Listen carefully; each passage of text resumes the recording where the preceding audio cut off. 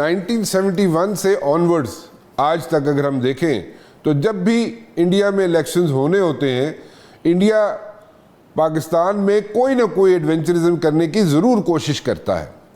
اب اس میں اب تو کام جو ہے ایکسٹریمزم پہ پہنچ گیا ہے۔ اب تو یہاں پہ جناب انریسٹ پھیلانے کی کوشش کی جاتی ہے۔ اب تو یہاں پہ مطلب کہ اندر پاکستان کے اندر آ کے اور کوشش کی جاتی ہے، اور ایسے ایسے اچھے دنوں میں عید میلاد النبی کے دن میں بھی بخشا نہیں جاتا یہاں پہ، اور وہاں پہ بھی انڈیا جو ہے وہ ایکٹیو رہتا ہے۔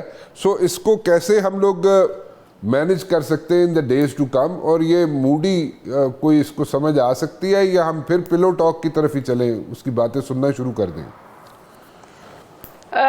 آپ بالکل بجا کہہ رہے، اور اس وقت کیونکہ مودی قدر بیک فٹ پہ ہیں انٹرنیشنلی بھی اور انٹرنلی بھی۔ آپ کو پتہ ہے کہ وہاں ہمارے یہاں تو کم جماعتیں تھیں، وہاں تو شاید 28 جماعتوں کا الحاق بنا ہے ان کے خلاف، اور اس کو کاؤنٹر کرنے کے لیے جو ایک اسٹریٹجی ہمیشہ سامنے آتی ہے وہ پاکستان بیشنگ ہوتی ہے، اور پھر اس پہ وہ نیشنلزم کا کارڈ کھیلتے ہیں، سیکیورٹی کا کارڈ کھیلتے ہیں۔ لیکن اگر آپ کا اشارہ اس پرٹیکولر انسیڈنٹ پہ ہے جو 12 ربیع الاول کو ہوا بلوچستان میں، تو میری جو تھوڑی بہت فہم سوچ ہے وہ یہ کہتی ہے کہ ہمیں تمام اینگلز دیکھنے چاہیے۔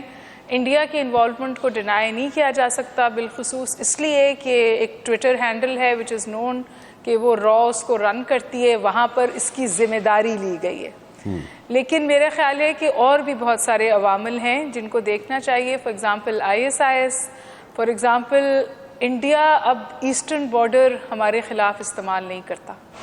انڈیا اب تواتر کے ساتھ ویسٹرن بارڈر پاکستان پہ مشکل انفلکٹ کرنے کے لیے استعمال کرتا ہے، اور وہاں کیا ہماری اسٹریٹجی ہونی چاہیے۔ 71 سے لے کر اب تک جو ہماری سو کالڈ سافٹ بیلی ہے وہ موو ہوئی ہے، اور 71 میں انہوں نے مودی نے جا کے برملا بنگلہ دیش میں اس بات کا اقرار کیا کہ وہ ذمہ دار تھے پاکستان کی ڈس ممبرمنٹ میں۔ اس کے بعد وہاں پر اب مقالے لکھے جا رہے ہیں اس بات پر کہ ہم نے یا بھارت کا انڈیا کا بہت اہم کردار ہے پاکستان کی معیشت کو نقصان پہنچانے میں۔ تو میری انڈرسٹینڈنگ یہ ہے کہ پاکستان کو اب کاؤنٹر کرنے کے لیے ایک ملٹی پرونگ اسٹریٹجی کی ضرورت ہے، اور میں ہمیشہ یہ بات کہتی ہوں at the risk of repeating myself, wars in today's world are not fought on conventional fronts. تو یہ اکنامک فرنٹ ہے، پراپیگینڈا فرنٹ ہے، یہ low cost 5th generational warfare ہے، جن تمام کا انڈیا استعمال کرتا ہے پاکستان کے خلاف۔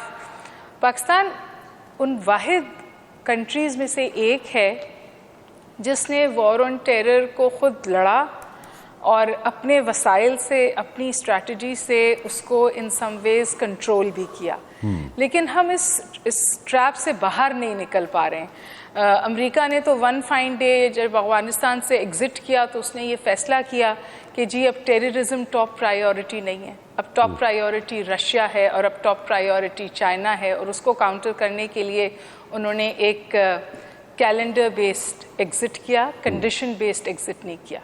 لیکن جو کنڈیشنز تھیں وہ تو آپ نے دیکھا کہ تبدیل نہیں ہوئیں بلکہ اور خراب ہوئیں۔